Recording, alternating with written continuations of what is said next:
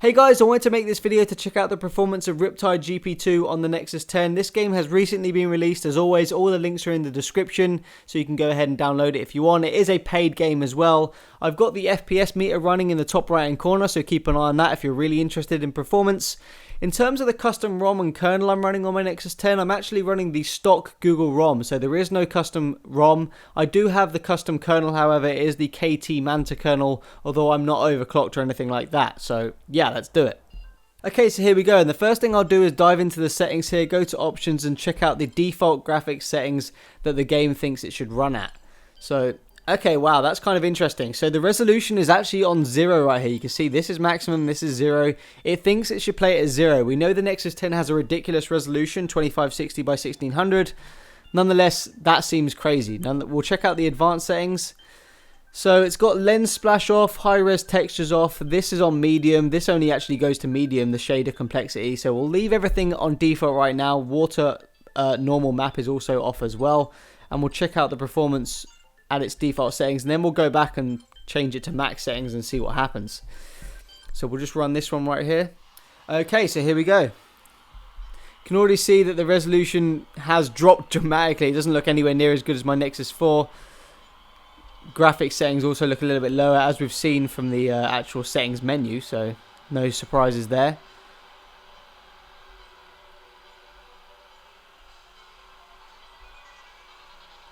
In terms of the FPS right now, we're in the 49s, 55s.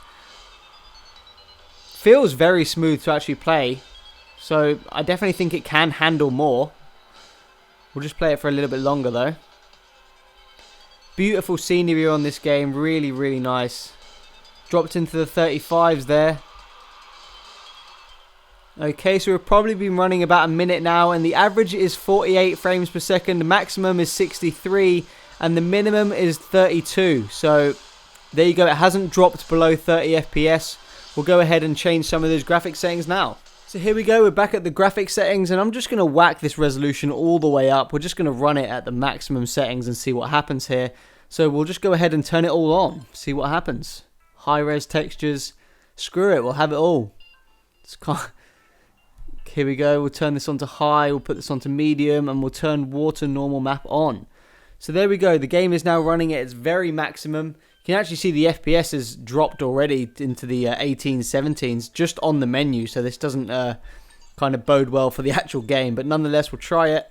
So here we go with the maximum graphics the game can handle at this ridiculous resolution. I'm not expecting too much here because, you know, how many PCs can handle games at this crazy resolution? So let's see what it does.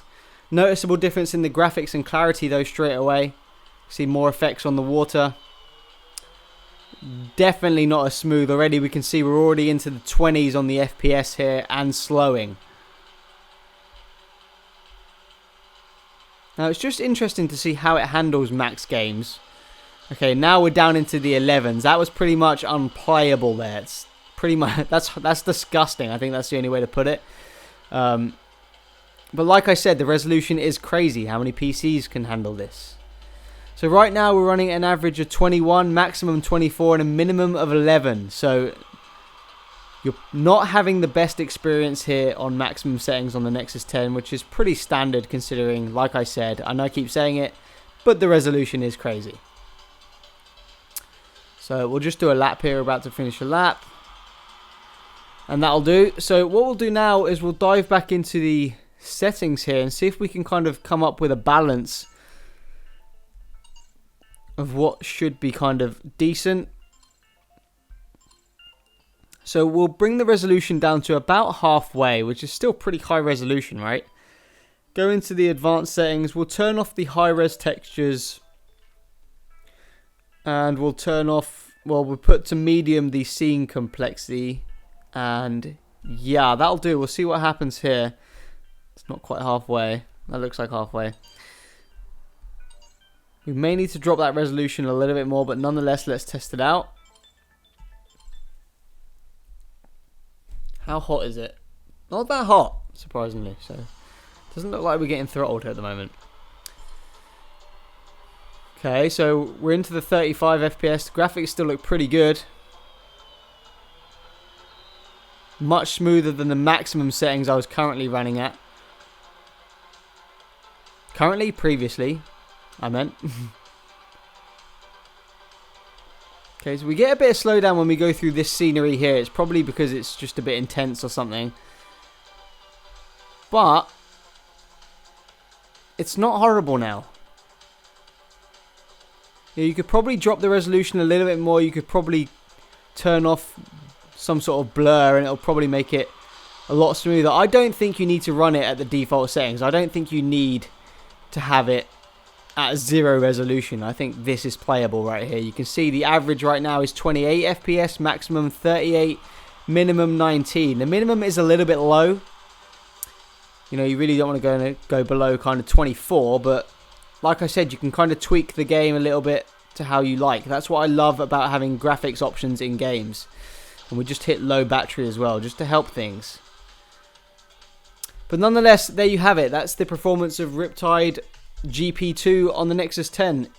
I wouldn't suggest the default settings because they're a little bit low, but I also wouldn't suggest the maximum settings because it's just a horrible experience. Go for somewhere in the middle. You're going to need to tinker around if you've got a Nexus 10 and you want to play this game smoothly with good graphics. Peace out.